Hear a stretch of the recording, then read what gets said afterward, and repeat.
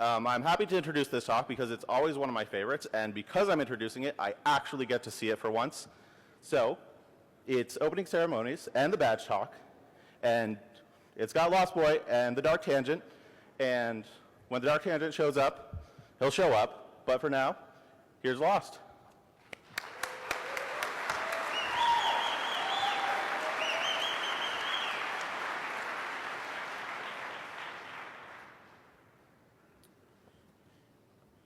How many of you, this is your first DEF CON?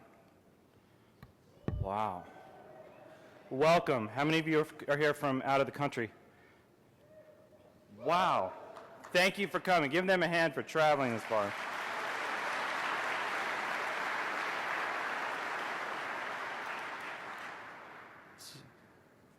So bear with us here. Jeff's on his way over. He was over at the DARPA stuff, and so we may be a little helter-skelter here. For those of you who have come to openings, how many of you have come to an opening ceremonies before?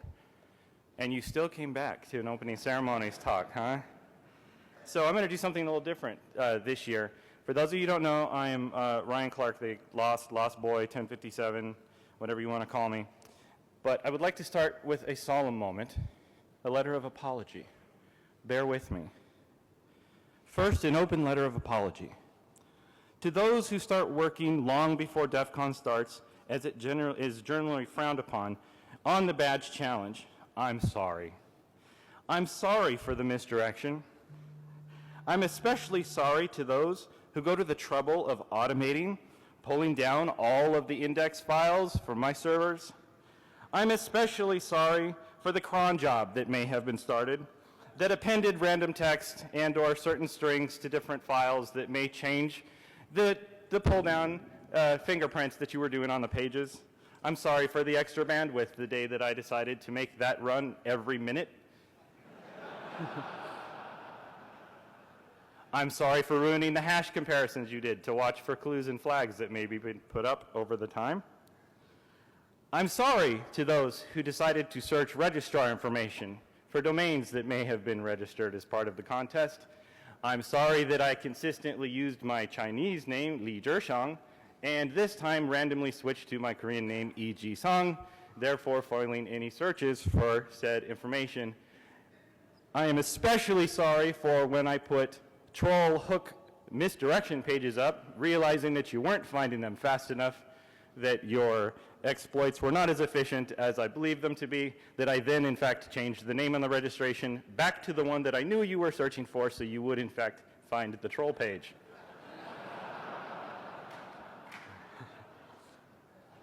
But I would like to have a moment of reconciliation. By a show of hands, how many of you are familiar with the mystery challenge? So a few of you. I used to run a contest at DEF CON every year called the Mystery Challenge, and everybody turn and say hi to Jeff. Hey. So he did make it. So I'm actually going to hold off on what I was about to tell you, because I would like Jeff to be able to give some words first as he comes up here.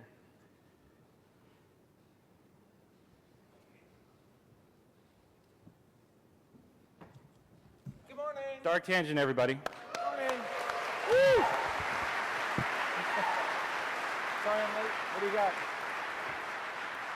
Turn it back just for a second. Let's not reveal it yet. We're going to talk secret stuff, and we don't trust you to do like that whole 2001 lip analysis, so we're going to turn our heads away from you. Holy shit. Yeah.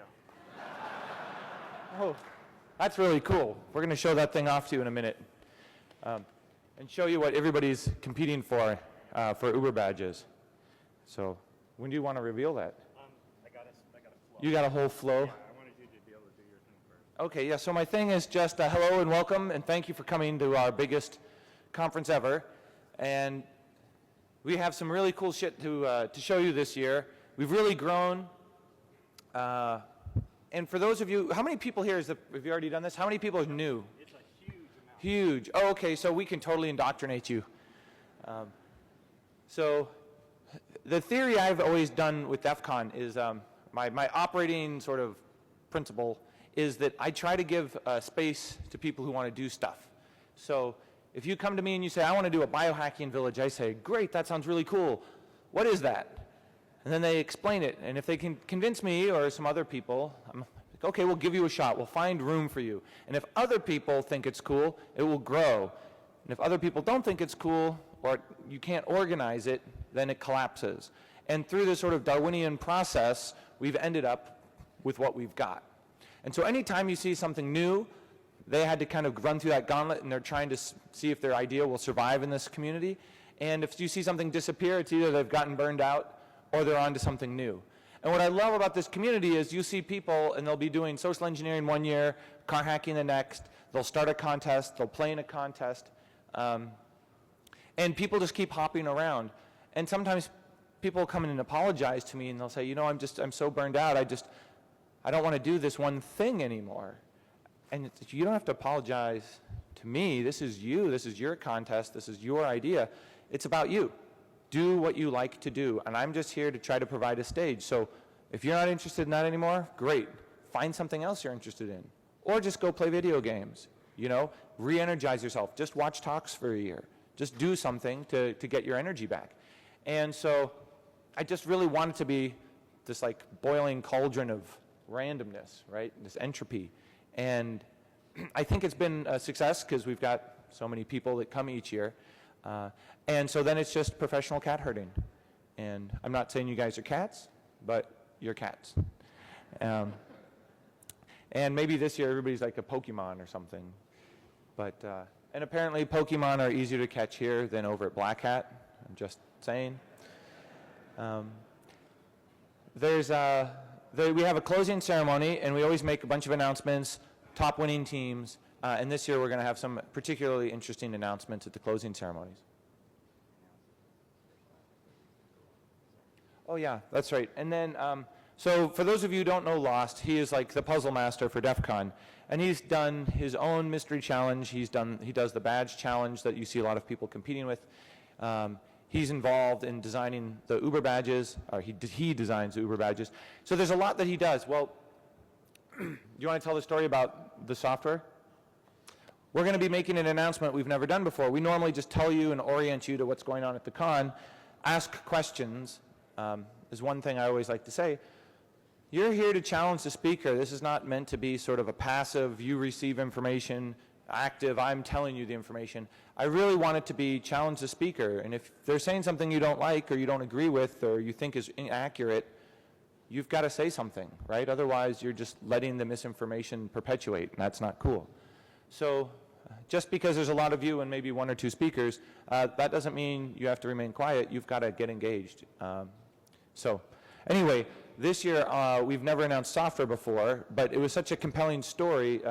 L0sT is going to actually release a tool that was inspired that somebody had to build to try to compete in one of his contests. So I don't know if you want to tell everybody about that before we get going.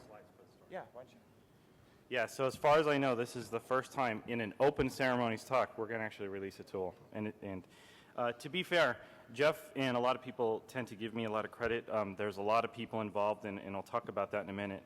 But a lot of what I do would never happen if it weren't for the support of a few people, such as Echan and Squizgar, my brother Clutch, well, I'll do shout-outs in a minute. Sorry, I don't mean to forget anyone. Jeremy and Jay and everybody else. Okay, welcome to DEF CON 24. You guys seem a little quiet. Welcome to DEF CON 24.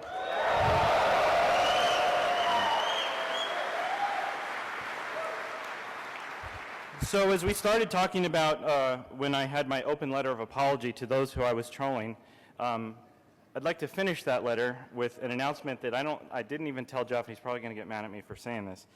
But I've decided, because next year is DEF CON 25, that for one last time, I'm going to run a mystery challenge. And then I'm going to put a nail in that coffin, and it's never going to be resurrected again.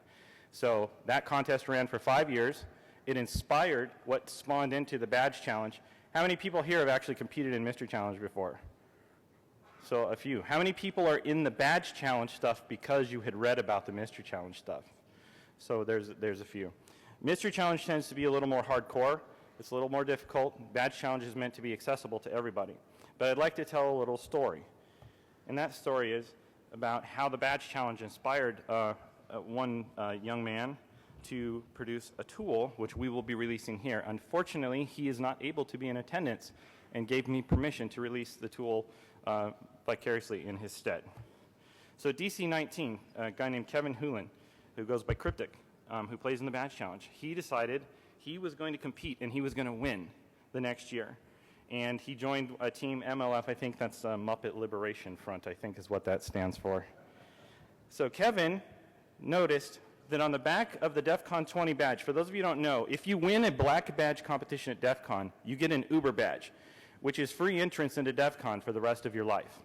But more than that, everyone always talks about that like it's some big thing. It's like, okay, so it's a couple $100 each year. Really, it's the prestige, because there's so few of these that given out. With the thousands of people that we have here, we'll give out 10, 12, maybe a year.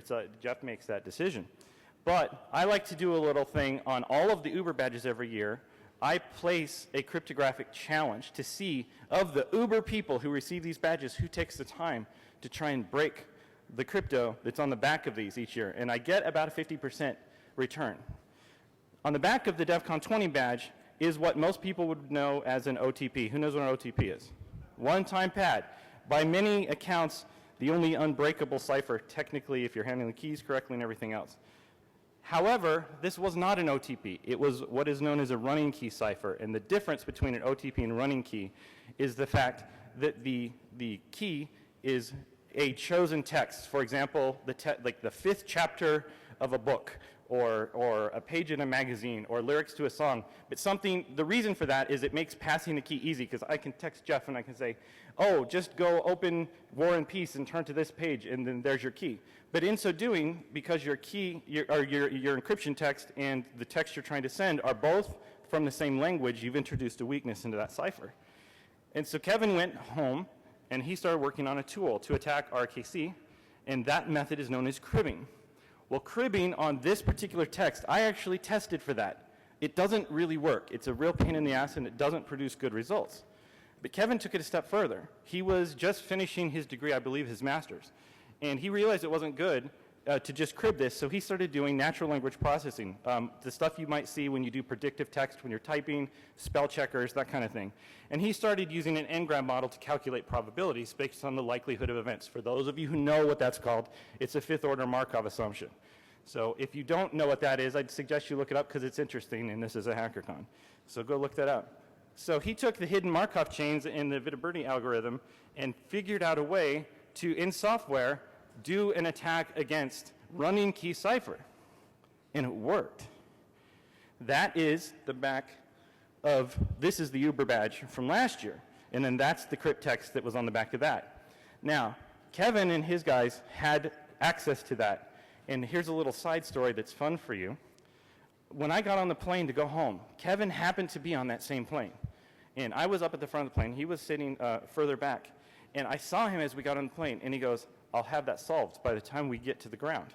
And I was like, there's no way, it's running key. He only has his laptop. He's not going to be able to use cloud or anything like that to crunch the cycles. And when we got off the plane, he walked over and he shook my hand, and he handed me a napkin from the airplane. I still have it. And on that napkin was written the solution. And he had solved it because of his software.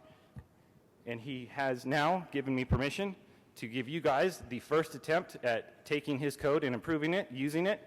He is releasing a tool called the RKCC, the Running Key Crypto Cracker. And you can get it at that address up there right now. He'll have it up on his site eventually. And there's a beautiful write-up and blog post. But for me, this is the pinnacle of success for what I try to do with the Badge Challenge, is to try and make people learn and grow. And now we have a new tool out of it. So there you go. Give him a hand, even though he's not here.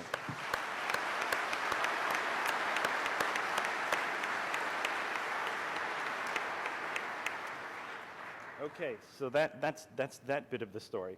So let's, oh, and by the way, I have to comment about this badge. This badge is actually not a badge that I made. This badge was presented to me right before I came up on stage. This is a forgery. And I would like you all to see how good this forgery actually is. I don't know if you can see that. So for those who weren't here last year and are curious, this badge actually has several different radioactive isotopes in it, like the glass is uranium doped, and we've got yellow cake and other stuff. And these are Lichtensphere etchings that I had to source. And I asked them because I had contacted the guy who is the last person in the United States, and I believe in the world, that makes the Lichtensphere etchings. And I said, how did you get those? Because I bought all of the ones that he had left. And they told me I guess he came out of retirement, guys, to make them for you, and then said he'll never make any more after that. So this is like one of the best forgeries that I've seen. Now, that being said, I know, Mickey, are you out there? Probably not. Mickey, who is here, also has a fake, and I want to compare the fakes. So we'll have a battle of the fake badges. But anyway, where was I going with that? Oh, this year's badge. So what do you guys think of this year's badge? Yeah.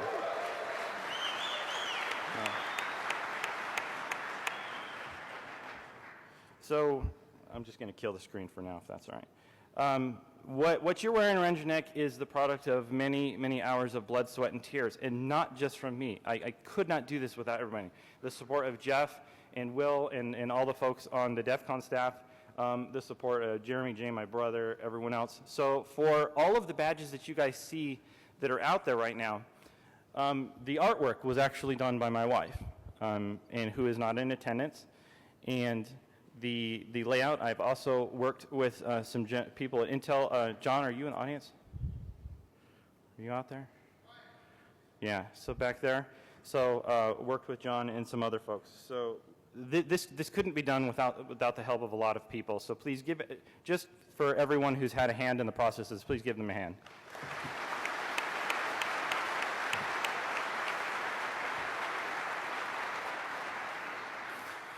I tried to make several of the pieces of the cryptographic challenge this year more lighthearted and fun, so that those of you that are just kind of the casual gamer versus the hardcore, like you may see some little glyphs on the signs out in the halls. They're actually pretty easy to solve if you take a minute and start thinking about them. You'll notice that there's text on your lanyards. That's a puzzle. You've seen some things. How many of you have looked at the math that's in the program on the second page? Yeah? How many of you put that in Wolfram Alpha already? How many of you knew that there was an XKCD comic which referenced the tool that I used to generate those equations? Did anybody realize that? How amazing is that, right? Yeah, so if you don't know about that, I'll post about it on a blog later. There's stuff on the back of the badges. I really hope that you enjoy them. I apologize for some of the when we snapped them out, some of the contact points, maybe a little bit of a pain in the butt, but we tried to move all the components to the front because we knew people in years past with the electronic badges like this one didn't like the stuff rubbing against their shirt and things like that. So we do take those kinds of things into consideration. And if you have suggestions or things, I am very accessible. Send me an email, say, hey, did you think about this? Or did you think about doing this? Because this really is a community effort, and the badge is for all of you guys. And I hope that it's a nice keepsake and thing for you to take home. Now, that being said, we have something to show you that we're only going to show you a little bit of. But before I show it to you, John and Rick, can you raise your hands? John and Rick, they're in the back, have actually, I've been working very closely with them. These badges would not have happened without them. So when you look at this, don't think, hey man, that's a cool thing Ryan built, because I don't feel like this is a group effort, especially weighing on the shoulders of Rick. For those of you who don't know, Rick and John both live in California and deal with Hollywood. You may know some of Rick's work from things in like Jurassic Park, the Spider-Man movies, and others. Rick, do you want to just stand up and wave? So, yeah. So anybody that's interested in like professional level Hollywood special effects, that's the guy. And Johnny Mack next to him is a professional actor that lives and engineer as well. So John, stand up and give a wave. You may remember him. John was actually our 1 year I had a hidden plant and I knew John was an actor and I said, John, can you come and act like a spy on the floor of DEF CON? And so we did some dead drops and things like that. So for the first time, what I'd like to show is a sneak peek and not full functionality, because we want to hide that from you guys, of this year's Uber badge. So here's a look, and I got a camera right here, so I'll let you do the reveal. So hold on, we can turn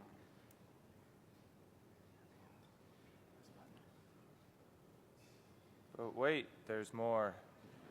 More to come. So Yeah, we're yeah. gonna so like we'll show them the back.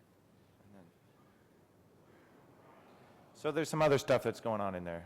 Yeah, just a little bit. So anyway, that's it. So I'll show you from profile. So good luck forging these, guys. So anyway, Yeah, it'll only take them a year. They'll do it. so that's this year's Uber badge. Quickly tell them like how long it takes to make, how many are made, that kind of.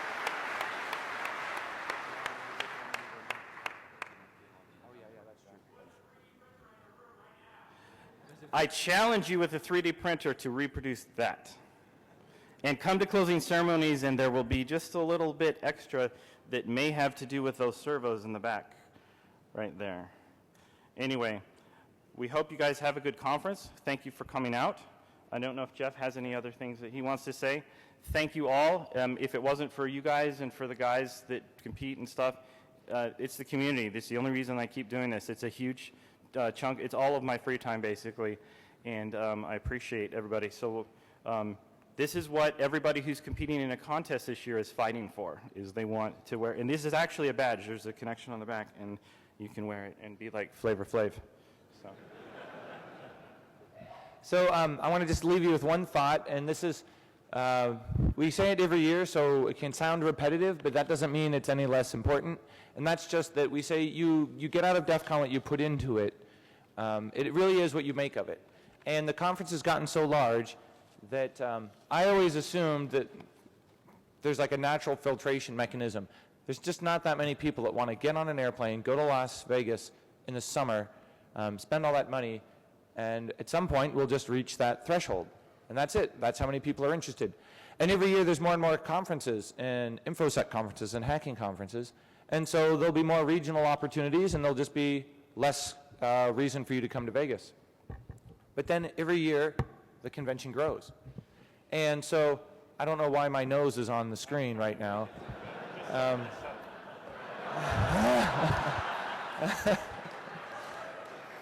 And so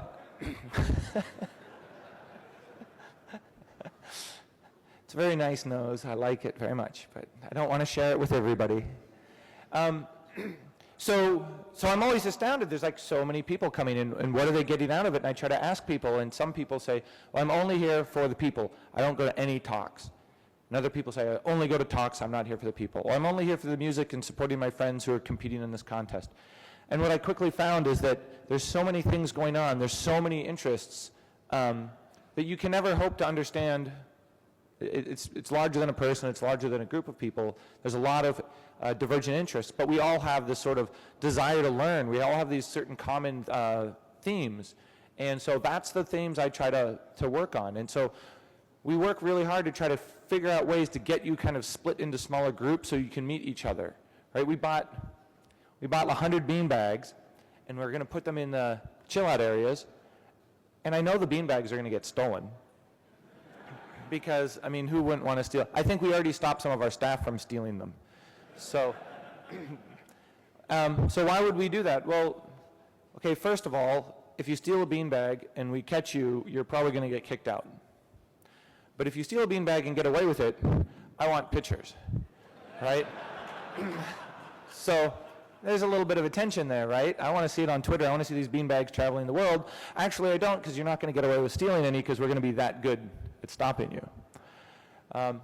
So what I want to really bring is there's this kind of fun tension here, and it is what you make of it. And I really encourage you, just go up and say hi to people. And if you run into somebody with a big ego, guess what? There's plenty of other people without big egos. I mean, L0sT is super approachable. I'm approachable. Everybody is here to get something out of it, to learn, to make new connections. And so I just want to really encourage you. It's a first year. You might be a little intimidated by the size. Because as you've seen, there's a lot of other people that are here for the first time. And you can go to the parties, and you can just talk to somebody, and chances are they'll talk back. And we've got it right here at the end of the hallway. We've got the Napoleon's piano bar. We've got that open. It's only for us. You should have a badge to go in there. But it's like one of our chill-out areas as close to the space as possible. And we just want you to have ways of spontaneous sort of discovery. We want you to have like an aha moment. 1057 room has couches. Yeah, in his room, Nikita took all of our party favors and decorated the 1057 room. So it's sort of like a really creepy, like, party room / couches / super smart people competing on his contest. Just stop by and say hi. And with that, I'm not going to keep talking, but I want to let you guys get out a little bit early so you have a jump on everybody else. But have fun. I'll see you at the closing ceremonies, and don't forget the parties tonight. We have live bands. It's like, 8 to 2 in the morning, tonight and tomorrow night. Oh, you want to give out some super special? Okay, if you haven't caught on, there's 5 different kinds of lanyards that relate to the contest. 4 kinds of the lanyards are really common. The 5th magical lanyard that I'm wearing is white. There were only made 500 out of like 20,000.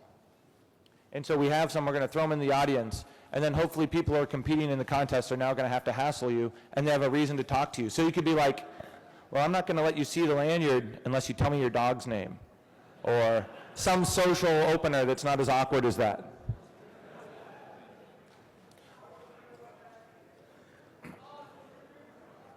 Okay, so we're going to toss these out, and we'll see you around the con. Have a good con, everybody. Thank you.